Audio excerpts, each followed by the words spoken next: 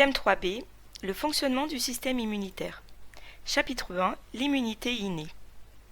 L'immunité, c'est la capacité de se défendre contre les agents pathogènes sans avoir appris à se défendre.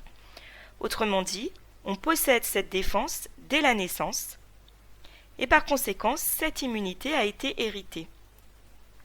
Et elle a été héritée de nos ancêtres les plus lointains. En effet, on retrouve cette immunité innée chez tous les êtres vivants pluricellulaires à partir de 800 millions d'années, ce qui fait que l'on retrouve cette immunité innée chez les animaux, mais on la retrouve aussi chez les végétaux qui ont des capacités de défense grâce à des molécules contre les agents pathogènes. Lorsqu'un agent pathogène franchit les barrières de l'organisme, l'intervention de l'immunité innée se traduit par des symptômes bien identifiables. Un gonflement et de la rougeur, de la douleur et une augmentation de la température localement ou de façon généralisée, c'est-à-dire de la fièvre. À quoi sont dus ces symptômes ? Au niveau de la plaie, il y a dilatation des vaisseaux afin d'amener un maximum de cellules de l'immunité sur le lieu de la contamination. C'est cette vasodilatation qui est responsable du gonflement, de la rougeur car le sang est rouge et de l'augmentation de la température car le sang est plus chaud que la peau. En même temps, les micro-organismes qui sont présents dans les tissus et le gonflement vont irriter les terminaisons nerveuses responsables de la douleur.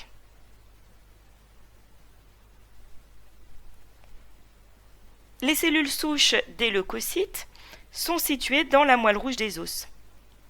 Elles se divisent, donc elles sont indifférenciées, et elles vont se diviser en deux lignées de cellules, une lignée de cellules qui donnera les lymphocytes, et une lignée de cellules qui donnera toutes les autres cellules sanguines, c'est-à-dire tous les leucocytes, mais aussi les hématies par exemple.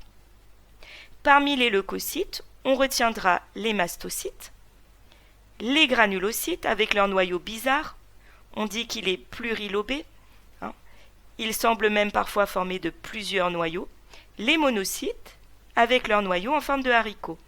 Les monocytes se divisent pour donner deux types de cellules, les macrophages et les cellules dendritiques qui ont une forme tout à fait particulière puisqu'elles ont des prolongements cytoplasmiques.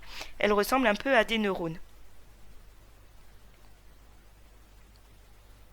Ces cellules de l'immunité sont capables de reconnaître l'élément étranger pour l'éliminer.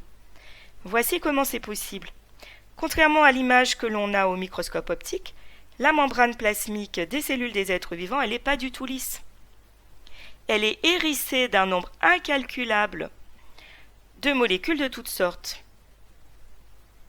La plupart des êtres vivants, et donc les micro-organismes pathogènes, ont dans leur membrane des molécules que l'on appelle PAMP. Ce sont ces molécules PAMP qui sont reconnues comme étant étrangères, c'est-à-dire comme étant non-soi. Les cellules immunitaires humaines possèdent dans leur membrane, donc parmi leur multitude de molécules, des récepteurs dits PRR. Ces récepteurs PRR peuvent reconnaître et se fixer sur les déterminants antigéniques PAMP des agents pathogènes. Le récepteur TLR4, par exemple, fait partie des récepteurs PRR. Ainsi, lorsque le récepteur PRR d'une cellule immunitaire se fixe sur un élément PAMP,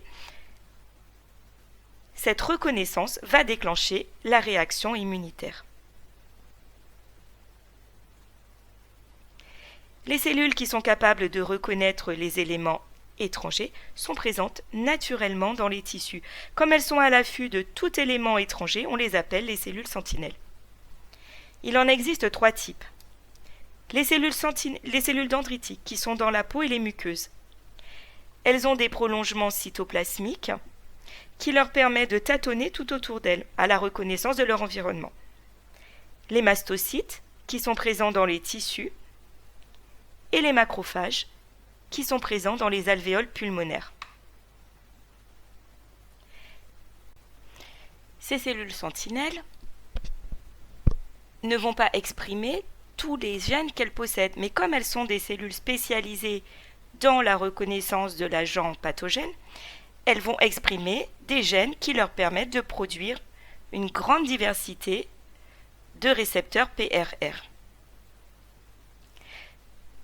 Ce qui fait qu'elles vont pouvoir détecter tous les déterminants antigéniques PAMP. Autrement dit, elles peuvent détecter n'importe quel élément du non-soi. Les cellules sentinelles possèdent aussi des récepteurs qui détectent les signaux de danger émis par nos propres cellules. Elles vont donc pouvoir reconnaître les cellules cancéreuses et les cellules abîmées afin qu'elles soient détruites.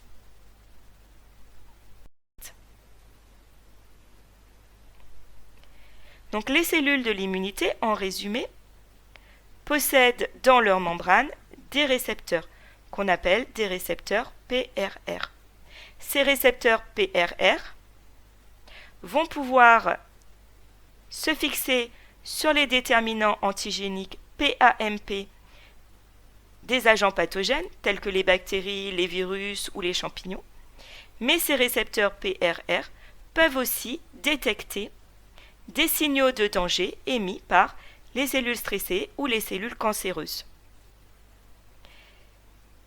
L'association du PRR avec ces signaux de danger ou avec les PAMP va déclencher l'activation des voies de l'immunité innée et donc la réaction inflammatoire.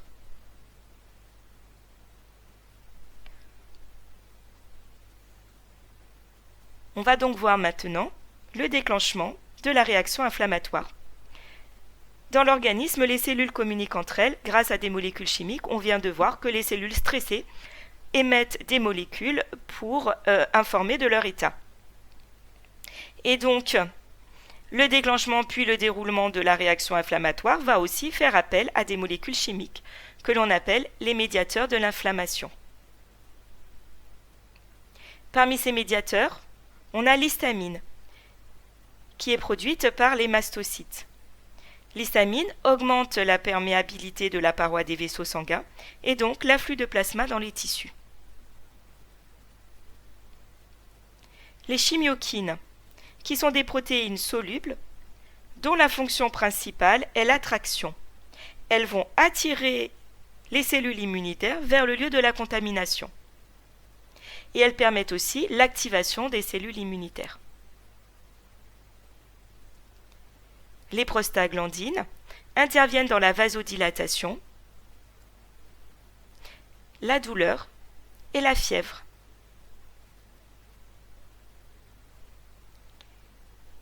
Les cytokines activent d'autres cellules immunitaires ou bien déclenchent la phagocytose.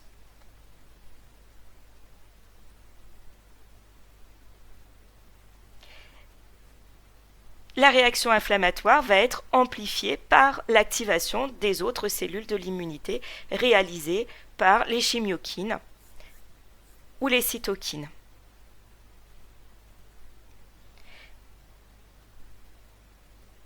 Lorsque la réaction inflammatoire est déclenchée, les agents pathogènes sont éliminés par phagocytose grâce aux granulocytes ou aux macrophages. Après avoir été reconnus par la complémentarité entre les récepteurs PRR et les déterminants antigéniques PAMP, les agents infectieux vont être englobés dans une vésicule à l'intérieur du cytoplasme par le macrophage.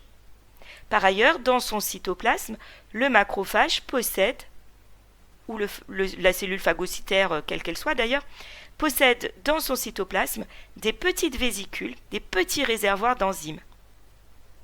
Cette phase, où l'agent infectieux est reconnu par les récepteurs PRR et commence à être englobé à l'intérieur du phagocyte, s'appelle la phase d'adhésion.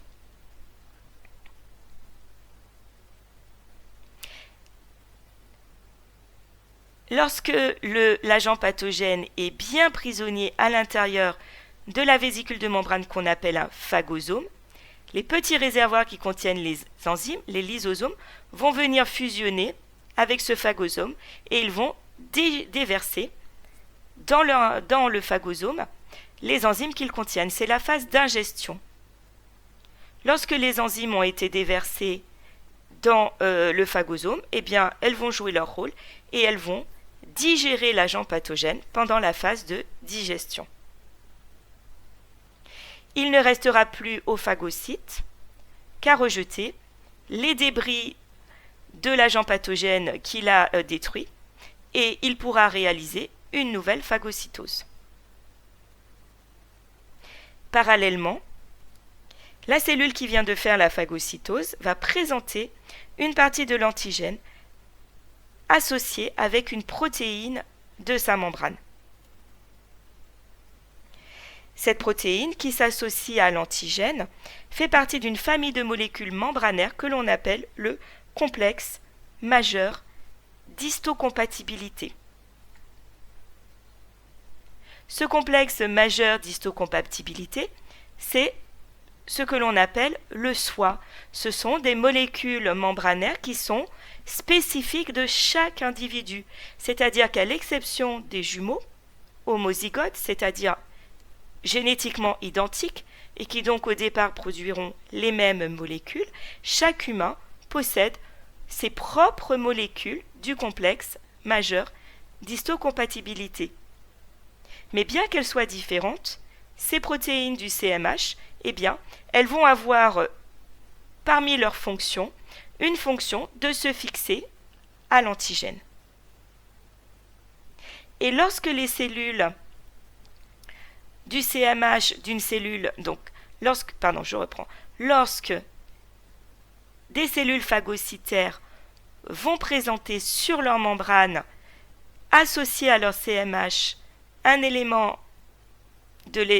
fragment de l'élément pathogène, elles vont devenir ce qu'on appelle des cellules présentatrices de l'antigène, puisqu'elles possèdent sur leur membrane, un fragment de l'agent pathogène, et donc elles vont transporter cet agent pathogène partout où elles vont aller, et elles vont donc, on va dire qu'elles le présentent à toutes les cellules qu'elles vont pouvoir rencontrer.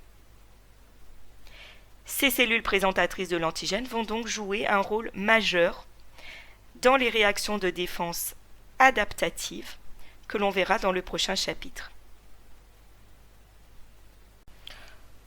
On peut résumer les mécanismes de l'immunité innée et de la réaction inflammatoire dans un schéma. Lorsque des agents pathogènes franchissent les barrières de l'organisme et pénètrent dans les tissus, ils vont rencontrer deux types de cellules, les mastocytes et les cellules dendritiques. Les mastocytes vont reconnaître l'agent pathogène grâce à la fixation du déterminant antigénique PAMP de l'agent pathogène sur le récepteur PRR du mastocyte. Cette fixation va activer le mastocyte qui va libérer des médiateurs chimiques comme l'histamine, les prostaglandines, les cytokines, les chimiokines. Ces médiateurs chimiques, ils vont permettre la vasodilatation des vaisseaux sanguins et l'augmentation de la perméabilité vasculaire. Ce qui va permettre aux macrophages qui sont présents dans les vaisseaux sanguins, d'une part d'arriver sur le lieu de la contamination en grand nombre grâce à la vasodilatation et d'autre part de traverser la membrane, la paroi des vaisseaux grâce à l'augmentation de perméabilité et passer dans les tissus. Ce mécanisme de traversée de la paroi des vaisseaux s'appelle la diapédèse. Une fois dans les tissus, les macrophages vont réaliser la phagocytose. Ils vont fixer l'agent pathogène sur leur membrane grâce à leurs récepteurs, englober, ingérer l'agent pathogène, le digérer grâce à leurs enzymes et expulser les débris. Dans la plupart des cas, l'immunité innée détruit tous les agents pathogènes et permet de stopper la contamination la réaction immunitaire s'arrête là. Cependant, les cellules dendritiques, qui sont elles aussi présentes dans les tissus, vont reconnaître l'agent pathogène grâce à leur récepteur PRR, phagocyter l'agent pathogène, mais elles ne vont pas se contenter de faire ça. Une fois qu'elles auront phagocyté et digéré l'agent pathogène, elles vont garder, donc elles vont rejeter les débris, et elles vont garder des petits fragments de l'agent pathogène qu'elles vont présenter sur leur membrane associés à des molécules de leur CMH. Et elles vont donc devenir des CPA, cellules présentatrices de l'antigène.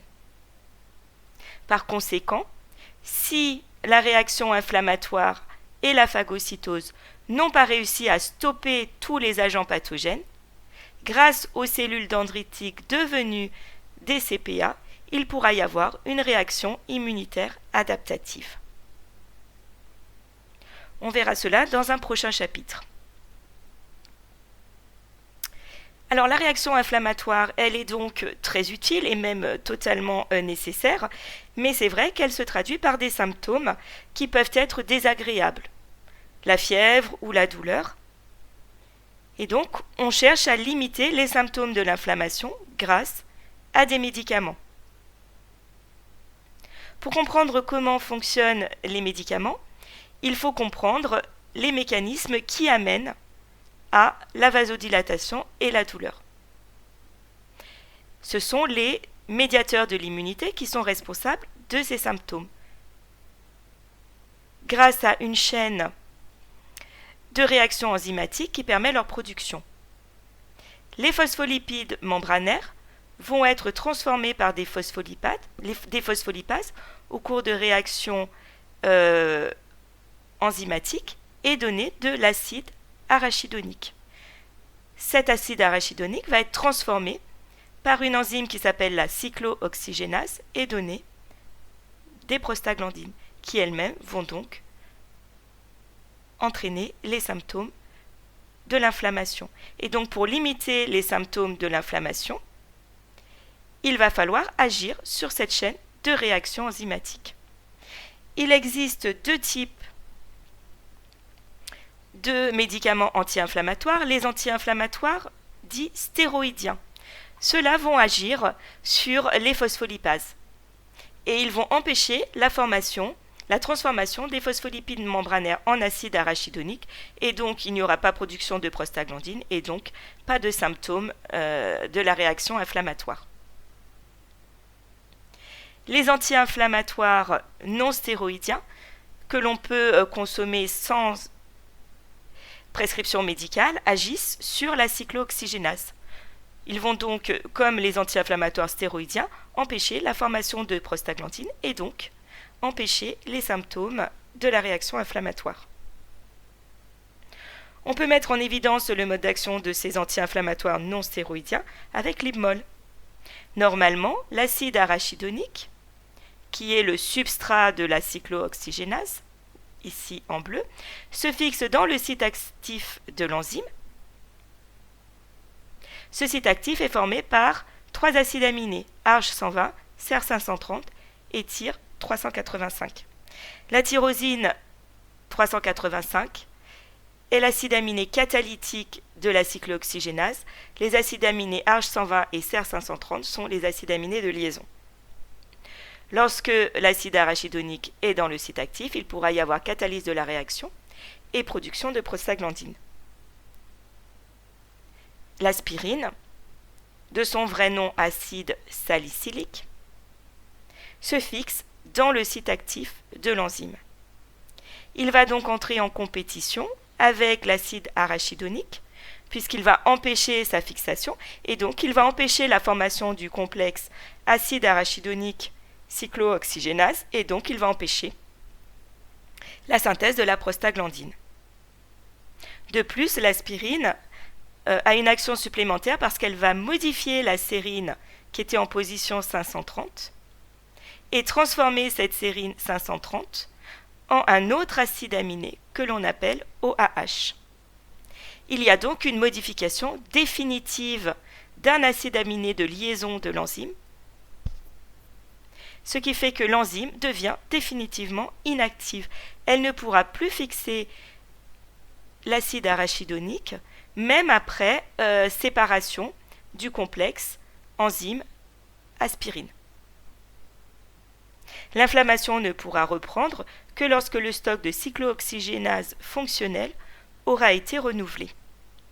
L'ibuprofène, qui est un autre anti-inflammatoire que l'on peut prendre sans prescription médicale, agit comme l'aspirine. Il se fixe sur le site actif. Et il va donc être un inhibiteur compétitif de l'acide arachidonique qui ne pourra pas se fixer, il n'y aura donc pas de formation de prostaglandine. Par contre, on constate que l'ibuprofène ne modifie pas l'acide aminé CR530 du site actif. Et donc, après fin de l'activité, séparation du complexe ibuprofène-enzyme, l'enzyme peut redevenir fonctionnelle.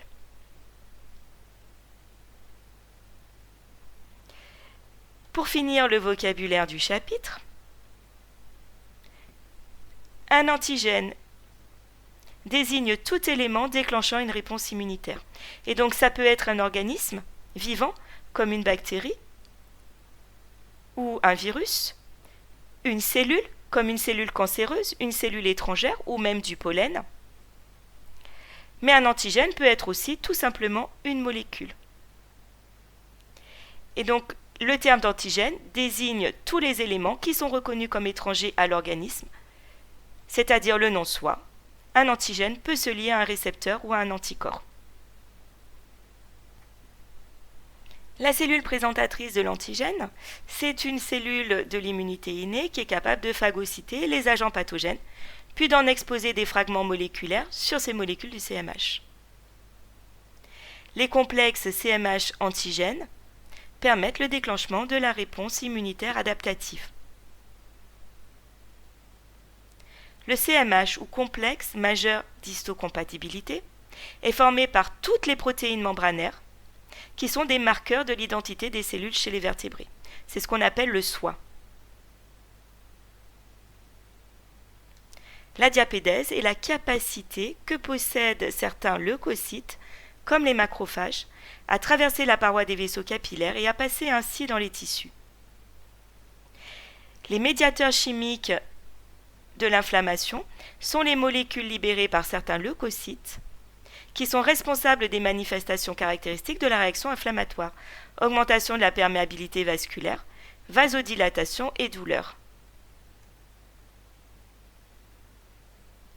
Les organes lymphoïdes sont les organes où résident les cellules immunitaires. Certains organes, comme la moelle osseuse, sont aussi des lieux de fabrication des cellules de l'immunité.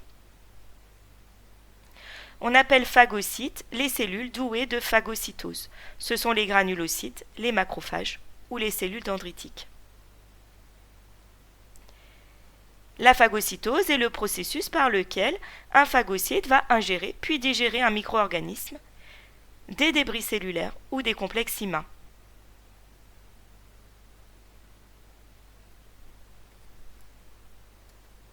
Les PAMP sont les motifs moléculaires caractéristiques des micro-organismes. Ces PAMP sont les molécules qui sont reconnues par les PRR que possèdent les cellules de l'immunité innée. Et donc les PRR, ce sont les molécules présentes à la surface